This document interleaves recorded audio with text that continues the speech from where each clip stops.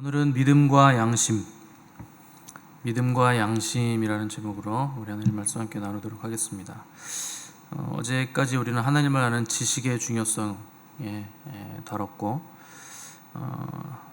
하나님을 아는 올바른 지식이 축적돼야 우리가 하나님을 오해하지 않고 원망하지 않게 된다 하는 것을 살폈습니다.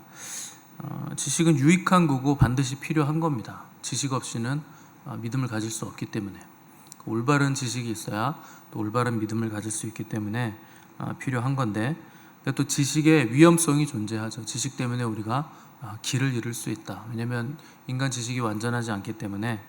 그래서 항상 우리가 길을 잃지 않을 나침반, 정북 방향을 가리킬 수 있는 나침반이 필요한데, 바울은 그것을 사랑이라, 그래서 지식의 사랑을 더하라, 이렇게 권면을 한 겁니다. 그래서 고린도 교회 성도들이 우상 제물로 사용됐던 고기를 마음껏 먹을 수 있었는데, 왜냐하면 그들에게 지식이 있었기 때문에, 우상은 없는 것이고 하나님만 계신 분이기 때문에 얼마든지 자유해도 상관없다 하는 지식은 있었다는 겁니다. 그래서 4절에서 6절 보시면 바울이 지금 그 지식 얘기를 하는 거죠. 그러므로 우상의 제물을 먹는 일에 대하여는 우리가 우상은 세상에 아무것도 아니며 또한 하나님은 한 분밖에 없는 줄 안다. 비록 하늘에나 땅에나 신이라 불리는 자가 있어 많은 신과 많은 주가 있으나, 그러나 우리에게는 한 하나님 곧 아버지가 계시니 만물이 그에게서 났고 우리도 그를 위하여 있고, 또한 한 주 예수 그리스도께서 계시니 만물이 그로 말미암고 우리도 그로 말미암아 있느니라. 창조자 하나님이 계시고 그의 아들 예수 그리스도가 계시고 그분도 창조자시다. 우리는 그분을 위해서 존재한다. 그러니까 바른 지식, 바른 신학을 가지고 있다는 거죠. 그러니까 이것은 전적으로 옳은 말입니다. 근데 옳은 말이니까 이 옳은 말과 지식으로 이 지식이 없는 자들을 지식으로 찍어 누르면 그건 안 된다는 겁니다. 너희들은 왜 이걸 모르냐 하면서 찍어 누르지 말라는 거죠. 그건 그 당연한 겁니다. 여러분들이 인간관계 해보시면 알겠지만, 언제 상처를 받냐면 옳은 말을 사랑 없이 할 때 상처받는 거잖아요. 잘못된 말에서 상처받는 게 아니고, 너무 옳은 말인데 그걸 사랑 없이, 자녀들에게도 그렇고 또 주변 사람들에게도 그렇고 사랑 없이 옳은 말을 할 때 가장 큰 상처가 된다. 여러분도 상처를 받아봐서 얼마든지 아실 겁니다. 그러니까 지금 바울이 한 이 말씀은 다 옳다, 이거 너희들이 좋은 지식 가지고 있는 거다. 근데 그거에 사랑을 더하지 않으면 그 지식이 아무리 바른 지식이라도 그것 때문에 연약한 자들은 상처를 받는다. 그래서 배려를 하라 하는 것을 바울이 권면하고 있는 거죠. 늘 말씀드리지만 옳으면 상처를 안 받아요. 정말 옳으면. 그리고 정말 옳으면 싸움이 안 됩니다. 양쪽에서 내 말이 옳다, 네 말이 틀리다, 내 말이 옳다, 그르다, 이렇게 해서 싸우는데, 그게 정말 옳으면 싸움이 되질 않습니다. 옳지 않기 때문에 싸움이 일어나고 분쟁이 생기는 거죠. 그 내용하고는 상관이 없는 겁니다. 내용이 옳고 그름의 문제가 아니라 정말 옳다는 건 그것이 덕이 되는가, 하나님을 드러내는가, 그 안에 사랑이 있는가, 그것이 문제가 되는 거지, 내용 자체의 옳고 그름은 하등 여러분들의 인간관계에도 별로 중요한 영향을 안 끼친다 하는 것을 아실 겁니다. 그러니까 옳은 지식이라고 해서 함부로 찍어 누르지 말라 하는 것을 반드시 기억하라는 거죠. 제가 어렸을 때 저희 화장실이 밖에 있었거든요. 낮에는 괜찮아요. 밤에 가는 게 이게 항상 이게 문제입니다. 무섭거든요. 밤에 화장실 가면. 하필 또 그때는 전설의 고향 같은 프로그램에서 내 다리 내놔 이런 게 막 쫓아오면서 다리 내놓으라고, 굳이 왜 그 남의 다리는 잘라가지고 훔쳐가가지고 그걸 쫓아오게 만드는지 모르겠는데, 아무튼 그런 것들이 다 생각이 나는 거죠. 빨간 휴지 줄까, 파란 휴지 줄까 밑에서 손이 막 나온다 그러고 그게 이제 없다는 걸 알게 되기까지는 무서운 거죠. 그 지식이 생기기까지. 근데 그걸 이제 들어도 교회에서 이제 하나님만 살아있는 분이시다, 이런 것들을 배우기까지는 이제 무서운 거죠. 근데 배워도 그 지식이 내 것이 되기까지, 그래서 실제가 되기까지, 그래서 그때까지는 무서운 거예요. 아무리 부모님이 귀신은 없다, 뭘 무서워하냐, 그냥 가라, 이렇게 등 떠밀면 달달 떨면서 갈 거 아닙니까? 아무리 없다고 옆에서 그 지식으로 밀어붙여도. 그래서 기다려줘야 된다는 겁니다. 그럼 그냥 무서워하면 같이 가주면 되잖아요. 귀신이 없다고 아무리 우겨봐야 무서워하는 어린아이가 그걸 뭐 어떻게 안 무서워합니까? 그게 내게 될 때까지는 기다려주고 같이 동행해주고 사랑이 될 때까지 참아줘야 된다. 아무리 올바른 지식이 있어라도 그렇게 해야 된다는 겁니다. 그렇게 안 하는 것을 지식인이라고 하는 게 아니고 교만한 자다 이렇게 부르는 거예요. 올바른 지식은 가졌으나 상대방을 배려하고 사랑하고 기다려주지 않았기 때문에 그건 교만한 자다 하는 것이죠. 그래서 바울은 지식 때문에 교만할 것 같으면 그냥 사랑을 택해라. 지식이 적을지라도 그냥 사랑하는 걸 택해라 얘기를 하는 겁니다. 당연히 지식에 사랑까지 있는 게 베스트죠. 그럼 가장 좋은 겁니다.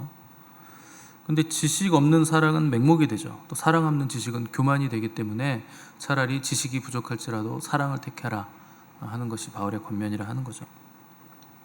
자, 우상의 재물을 먹는 문제에 있어서 우리가 오늘 세 번째로 다룰 것은 양심의 문제입니다. 우리가 첫 번째로 다뤘던 것 지식이고, 그 다음에 다뤘던 것은 사랑이고, 그 다음으로 다룰 것은 양심의 문제예요. 7절 보시면, 그러나 이 지식은 모든 사람에게 있는 것은 아니므로 어떤 이들은 지금까지 우상에 대한 습관이 있어. 그러니까 지식이 없는 어떤 사람들은 우상에 대한 습관이 있다. 우상이 있는 걸로 알고 있다. 존재하는 걸로 알고 있다는 얘기예요. 우상에 대한 습관이 있어서 우상의 재물을 알고 먹는 거예요. 그러니까 우상이라는 어떤 존재들이 있는 줄 알고서 그걸 먹었다. 그래서 그들의 양심이 약하여지고 더러워졌다. 이렇게 쓰고 있습니다. 바른 지식이 없어서 우상이 존재한다고 믿는 개종한 그리스도인이 있는데, 그가 우상이 있는 줄 알면서도 우상에게 바쳐진 재물, 고기를 먹음으로 인해서 그 사람의 양심이 스스로를 판단해서 정죄하게 됐다 하는 얘기를 하는 거죠. 여기 양심이라는 헬라어가 그 시네이데시스예요. 이게 양심을 영어로 하면 그 콘시언스잖아요. 그 콘은 CON이면은 함께, 같이 라는 접두어고, 뒤에 이제 시언스라고 되어 있는 건 사이언스, 우리가 흔히 과학이라고 그러는데 원래 그 원어는 알다라는 뜻입니다. 과학이라는 게. 그러니까 함께 알다라는 뜻이 양심이에요. 그 함께가 누구겠습니까? 그 하나님이에요. 그러니까 하나님과 함께 알다, 하나님과 함께 탐구해서 보다, 이런 뜻이 양심이라는 단어의 원래 뜻이죠. 그래서 함께 본다, 함께 안다. 또 양심이라는 거, 왜 우리가 양심의 꺼리낌을 느끼느냐? 하나님과 함께 보고 하나님과 함께 알고 하나님과 함께 행하니까 그 양심의 거리낌이 있다. 그러니까 양심의 주인이, 양심의 근원이 하나님이시다 하는 것이 양심이라는 단어 안에 들어가 있는 의미죠. 때문에 양심은 하나님을 아는 지식과 하나님께서 가르쳐 주신 진리를 많이 알수록 양심도 함께 자라나게 되어 있습니다. 그래서 양심이 말씀을 많이 들으면 말씀화되게 되어 있어요. 양심이 말씀화되죠. 그래서 하나님의 말씀을 듣고 배우면 양심이 강해지고 거룩해지고 담대해진다 하는 것이죠. 여러분 디모데 후서 1장 3절 한번 찾아보세요. 중요한 말씀이라서 찾는 겁니다. 343페이지. 디모데 후서 1장 3절 보시면, 내가 밤낮 간구하는 가운데 쉬지 않고 너를 생각하여 청결한 양심으로 조상적부터 섬겨오는 하나님께 감사하고 라고 되어 있죠. 청결한 양심으로 조상적부터 하나님을 섬겼다 하는 거, 이거 굉장히 중요한 말입니다. 하나님을 섬길 때 필요한 게 뭐냐면 청결한 양심이에요.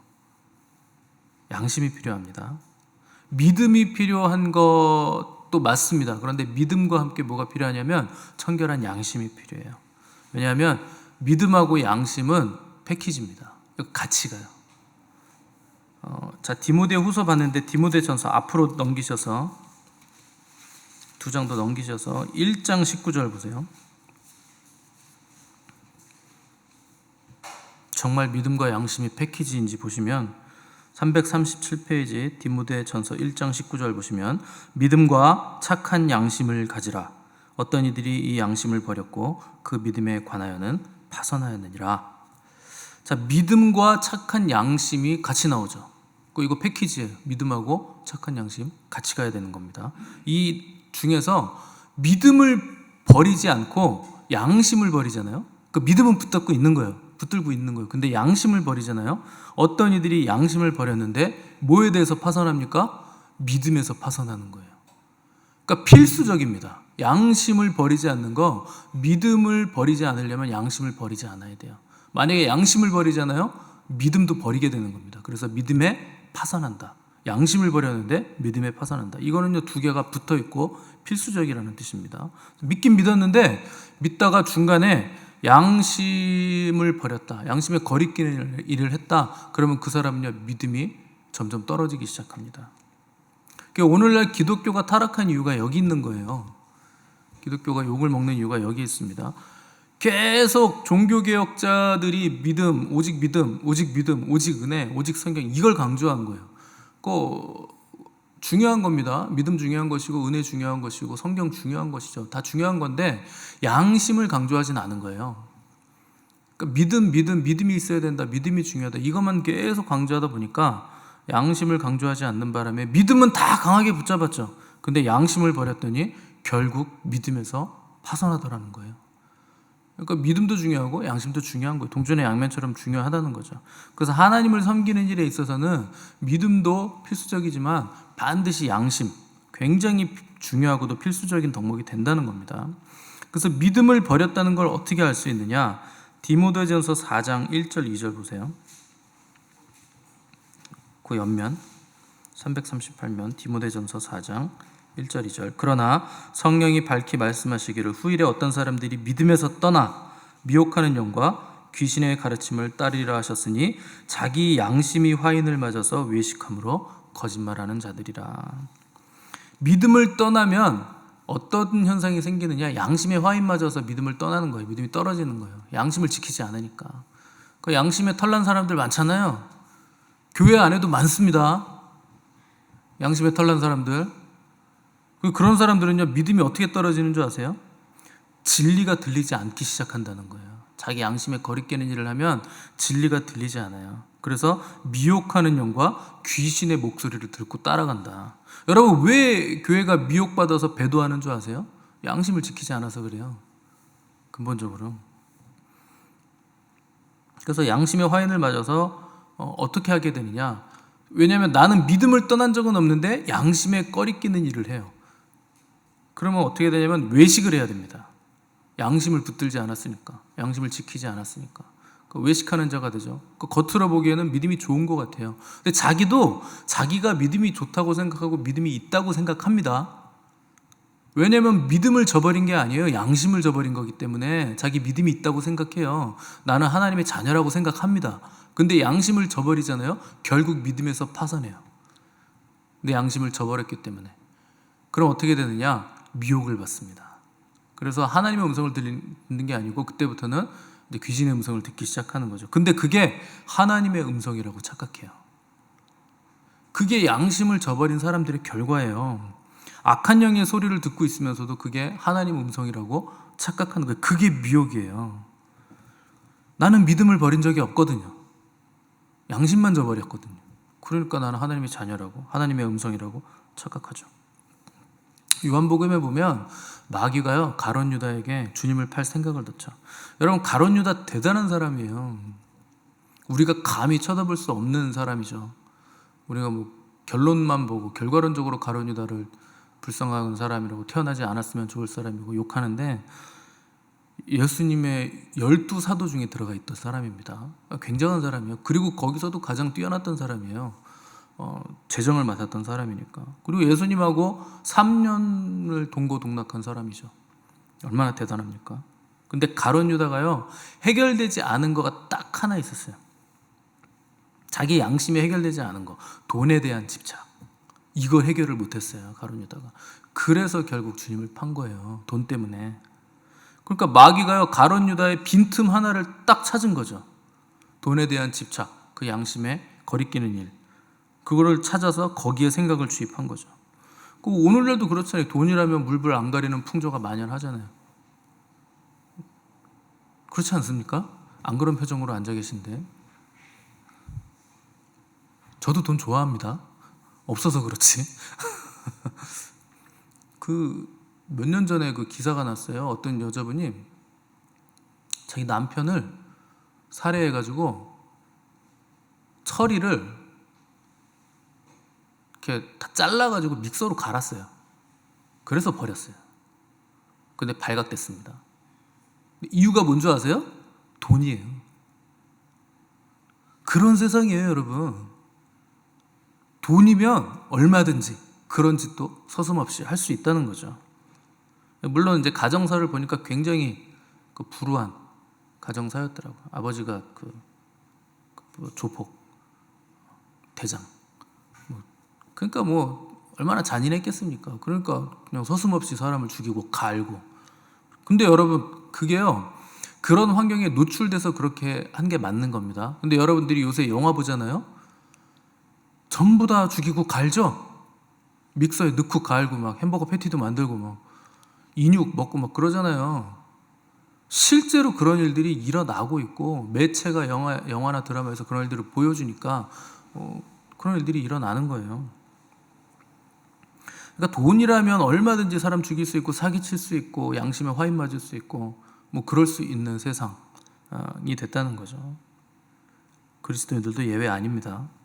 여러분, 양심이 더럽혀지고 양심을 그냥 저버리면요, 믿음이 급속도로 떨어져요. 그러면 믿음이 급속도로 떨어지면 하나님의 음성이 들리지 않고 마귀의 음성이 들리기 시작하죠. 그래서 미혹받죠. 그래서 지식이 많은데 사랑 없고 양심이 올바르지 않으면 그런 사람들이요, 아주 희대의 사기꾼이 됩니다. 똑똑한 사기꾼들은요, 그냥 머리가 나쁜 사람들은요, 사기를 쳐도 자기 장사하면서 파는 거 1,000원, 2,000원, 5,000원, 만원 이렇게 조금씩 더 받아먹는 그 정도 사기밖에 안 쳐요. 근데 똑똑한 사람들은요, 수백억, 수천억씩 사기칩니다. 그 양심에 화인 맞아서 그래요. 천문학적인 금액을 사기치죠. 그래서 그리스도인들이 자기 양심을요, 항상 돌아봐야 되고 양심을 말씀으로 항상 매일매일 깨끗하게 씻어내야 되는 거예요. 그 일을 하지 않으면 믿음은 금방 떨어집니다. 믿음은 제가 항상 말씀드리잖아요. 믿음이 아무리 좋은 사람도 믿음은요, 계속 업앤다운해요. 베드로가 믿음 대장이에요. 의리의 돌쇠 아닙니까? 예수님 옆에서 내가 죽는 데까지 갑니다, 주님. 무슨 십자가를 지세요? 그런 말씀하세요. 그 믿음이 얼마나 좋은 줄 아세요, 베드로? 근데요, 순간에 떨어져요. 그래서 양심을 말씀으로 깨끗하게 씻어내지 않으면 자기도 모르게 어느새 귀신 가르침을 쫓아가는 거예요. 그래서 이 시대는 청결한 양심을 중요하게 여기면 바보가 되는 시대죠. 그럴수록 우리는 양심을 청결하게, 선한 양심을 가지기 위해서 더 애를 써야 된다는 겁니다. 디모데전서 3장 9절 보세요. 8절 9절 그 위에 디모데전서 3장 8절 9절 이와 같이 집사들도 정중하고 일구이연하지 아니하고 술에 임박히지 아니하고 더러운 일을 탐하지 아니하고 깨끗한 양심에 믿음의 비밀을 가진 자라야 할지라. 집사님들 잘 읽어보십시오. 또 앞으로 집사가 되실 분들 잘 읽어보십시오. 장로 권사님들, 이건 디폴트예요. 기본이에요. 장로 권사쯤 됐으면 정중하고 일구이연하지, 한 입으로 두말하지 않고 술 안 먹고 더러운 이익을 탐하지 않고 깨끗한 양심에 믿음의 비밀을 가진 자라야 할지니라. 그러니까 직분자가 양심이 없다, 그 교회는요 볼 것도 없어요. 그냥 아무나 그냥 시간 지나면 직분 줬다는 거예요. 그 목회자 입장에서는요 그럴 수밖에 없습니다. 그 어떤 사람이 똑같이 새신자 교육 받았어요. 같은 반이야. 그 똑같이 신앙생활했어. 근데 한 사람은 집사를 줄만해. 근데 한 사람은 좀 부족해. 그럼요, 한 사람 주는 게요, 한 사람만 주는 게 굉장히 어렵습니다. 그것 때문에 시험 들어요. 그것 때문에 교회 안 나오고. 그러면 교회 안 나와 버리면 그 영혼을 잃어버리게 되잖아요, 결국에. 물론 그분이 딴 교회 가서 신앙생활 잘하시면 괜찮은데 대개 그런 분들은 어디 가도 똑같습니다. 이분을 집사를 줘야 되나 말아야 되나 이런 수준 정도로밖에 못해요. 근데 어떤 경우에는 직분을 주어 놓으면 또 집사답게 하시는 분들도 있고 하기 때문에 목사들이 이제 고민하고 기도하다가 그냥 같이 주는 경우가 많은데, 그래도 기본적인 건 있어야 돼요. 깨끗한 양심에 믿음이 있어야 된다. 양심과 믿음이 같이 가니까. 사람들은요, 양심을 씻어내는 일을 안 하면 결국에 연기를 해야 돼요. 그렇잖아요. 내가 양심을 거슬렸는데 양심을 씻어내지 않고 말씀하지 않으면 결국에 연기를 해야 됩니다. 잘 믿는 것처럼, 깨끗한 것처럼. 그럼 그건 거짓말이잖아요. 그럼 거짓의 아비는 누굽니까? 마귀잖아요. 마귀 아래로 들어가는 거예요. 여러분, 사람들은 마지막 때다, 신부단장해야 된다, 준비해야 된다, 막 이런 얘기를 합니다. 뭘 어떻게 준비해야 되는지 몰라요. 유튜브 들어가서 보시면 신부단장 이런 거 쳐보세요. 말은 엄청 많이 하는데 그래서 뭐 어떻게 단장하라고, 어떻게 준비하라고요. 무슨 말인지도 모르겠어요. 여러분 유튜브 가가지고 하나님의 음성을 듣는 법 이렇게 쳐보세요. 영상이 어떻게 그렇게 많은지. 모든 그리스도인들이 다 하나님의 음성을 듣는 것 같아요. 어마어마하게 나오죠. 근데 여러분, 양심에 화인 맞은 자들이 무슨 하나님의 음성을 듣습니까? 양심이 더러운데. 마음이 청결한 자가 하나님을 볼 것이요, 청결하지 않으면 하나님의 음성 안 들려요. 그 양심을 거스르고 사는 사람들이 하나님의 음성을 듣는다고 얘기하는데, 여러분 그게 하나님의 음성이겠습니까? 양심이 더러운데? 누구 음성을 들을까요? 그래서 주님 앞에 섰을 때 양심에 꺼리낌이 있으면 안 돼요. 당연히 주님 앞에 서면 우리가 나 잘했죠 이렇게 내세우진 못하겠죠. 근데 감격은 하겠죠. 내가 싸우느라고 고군분투하며 살아왔기 때문에, 어떻게든지 주님 더 사랑해 보려고 애써왔기 때문에 얼마나 사무치게 감격하고 그 앞에서 감정이 북받치겠습니까? 최소한 주님 앞에 섰을 때 양심의 털난 짓을 한 바람에 양심의 거리낌은 없어야 된다는 거예요. 내가 양심에 책망할 것이 없어야 너희들이 무엇이든지 구할 때 하나님이 마음껏 공급해 주신다고 하잖아요. 그 양심에 책망받을 것이 없어야 된다는 거예요. 양심의 책망은요, 내가 나를 책망하는 거예요. 양심이 내 건 줄 알았는데 내 편이 아니더라는 거죠. 죄를 지어보세요. 양심이 책망하지. 그래서 시편에서 그러잖아요. 밤마다 내 심장이 나를 교훈한다. 그 양심이 나를 책망하고 교훈한다는 거죠. 그래서 내 양심의 상태는 본인이 가장 잘 압니다. 내가 어떤 양심을 가졌는지. 그래서 청결한 양심을 가지셔야 돼요. 만약에 저하고 여러분이 만약에 우리가 선교여행 잠비아를 갈 건데, 잠비아를 갔는데 가보니까 이 나라는 음료수가 맥주예요. 파라다이스입니까? 음료수가 맥주예요. 그래서 이 맥주를 마시지 않으면 하루의 시작과 끝이 안 되는 그런 문화가 있다. 음료수니까 그렇게 큰 문제가 안 된다는 거죠. 그 나라 그리스도인들은 맥주 한 잔 마시는 게 큰 문제가 아니다. 그래서 우리가 가서 그래, 이 나라 문화는 그래요. 그래서 제가 맥주 한 잔을 딱 시켜놓고 마시면 여러분들 보시기에 어떤 생각이 드시겠습니까?